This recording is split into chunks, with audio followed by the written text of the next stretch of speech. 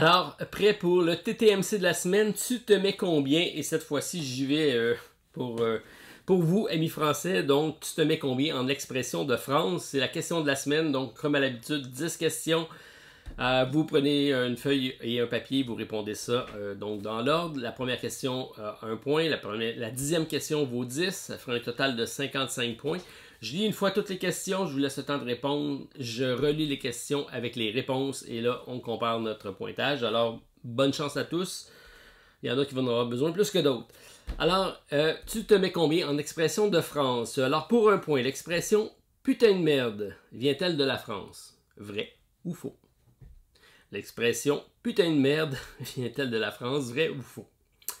En 2 pour 2 points. Si un Français vous dit « ça gaze », il est en train de vous dire qu'il va bien ou qu'il va mal.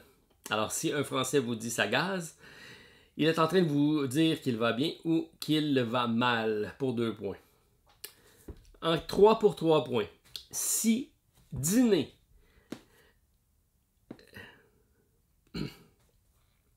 Alors, en 3 pour 3 points, si dîner pour un Québécois signifie déjeuner, pour un Français, quel est l'équivalent de souper en France? Ok, j'essaie juste de vous mélanger. Alors, si dîner pour un Québécois signifie déjeuner, pour un Français, quel est l'équivalent de souper en France? Pour 3 points. En 4, pour 4 points, qu'est-ce qu'un attrape-couillon pour un Français? Qu'est-ce qu'un attrape-couillon pour un Français? Les réponses risquent d'être longues. Bref, je vais vous laisser le soin de juger si ça va correspondre à ce que je vais donner comme réponse. En 5 pour 5 points, si Vincent Cassel, pourquoi Vincent on ne sait pas, vous dit « tu me les gonfles », qu'est-ce qu'il faut comprendre?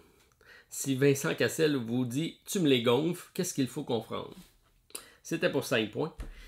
En 6, si vous demandez à un ado français comment s'est passé son déménagement et qu'il vous réponde « c'est passé crème », qu'est-ce qu'il veut dire? Ça, je suis pas sûr de savoir. Alors, si vous demandez à un ado français comment s'est passé son déménagement et qu'il vous répond « c'est passé crème », qu'est-ce qu'il veut dire? En 6 pour 6 points. En 7, si les Québécois se mettent sur leur 36, que font les Français? Ouais, là, c'est peut-être plus subtil pour vous. Alors, en 7 pour 7 points, si les Québécois se mettent sur leur 36, que font les Français? En 8 pour 8 points, quel est l'équivalent en France de l'expression « c'est pas piquer des verres » ? Expression québécoise qu'on utilise et on cherche l'équivalent en France. Pour 8 points, quel est l'équivalent en France de l'expression « c'est pas piquer des verres » ? En 9 pour 9 points, si un Français a du vert de gris dans les chaussures, il a quoi? Moi, ça ne veut pas dire la même chose ici. Alors, si un Français a du vert de gris dans les chaussures, il a quoi? Alors, c'est la question en 9. En 10, que veut dire la vieille expression? Et là, c'est un peu vieux peut-être. Pisser 3 gouttes dans 4 pots de chambre. Que veut dire l'expression pisser 3 gouttes dans 4 pots de chambre? En 10 pour 10 points. Alors, je vous laisse le temps de répondre. Si vous avez besoin d'un peu de temps, vous appuyez sur pause.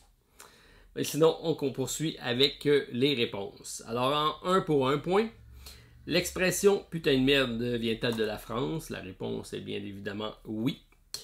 Pour 1 point. En 2 pour 2 points, si un Français vous dit « ça gaze », il est en train de vous dire que ça va bien ou ça va mal. Ça veut dire qu'il va bien. Si dîner pour un Québécois signifie déjeuner, pour un Français, quel est l'équivalent de souper en France? Et la bonne réponse, je ne sais pas si vous le savez, ben c'est dîner. Donc pour vous, dîner, c'est déjeuner. Mais pour nous, pour vous, dîner, c'est notre souper. Bref, avez-vous compris? La bonne réponse, c'est dîner. En 4, qu'est-ce qu'un attrape-couillon pour un Français? Alors, c'est une arnaque, un piège. Alors, c'est... Tous les synonymes de ça sont acceptés. Là. Je vous donne des grandes lignes de réponse, mais je vous laisse juger de votre réponse. Vous comprenez le principe. En 5 pour 5 points, si Vincent Cassel vous dit « tu me les gonfles », qu'est-ce qu'il faut comprendre? Alors, qu'on l'énerve. Alors, tu m'énerves, tu me les gonfles, tu m'énerves. En 6, si vous demandez à un ado français comment s'est passé son déménagement et qu'il vous répond « c'est pas assez crème », que veut-il vous dire? C'est en 6 pour 6 points. Que ça s'est très bien passé et sans problème. D'accord, c'est pas assez crème. Je ne sais pas si ça existe ou si c'est encore utilisé. Bref, le jeu date quand même de il y a quelques années. En 7, si un Québécois se met sur son 36, que font les Français? Alors, ils se mettent sur leur 31. Est-ce que c'est parce qu'on est plus gros? Bon, vous vous mettez sur votre 31, on se met sur notre 36. C'est à voir. En 8, quel est l'équivalent en France de l'expression « c'est pas piquer des verres » ? Ça reste presque la même chose. Il n'est pas piqué des hannetons. Donc, on utilise les verres, vous utilisez les hannetons.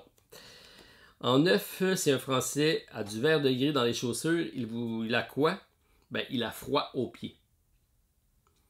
Nous, on n'a jamais froid aux pieds ici, même en hiver. C'est pas vrai. Alors, que veut dire l'expression « pisser 3 gouttes dans 4 pots de chambre » ? C'est s'activer avec énergie pour obtenir peu de résultats. Donc, vous comprenez, s'activer avec énergie pour obtenir peu de résultats, c'est pisser 3 gouttes dans 4 pots de chambre. Donc, peu de résultats, on comprend bien. Alors, il y a plusieurs expressions comme ça en France qui sont utilisées et qui n'ont pas la même signification.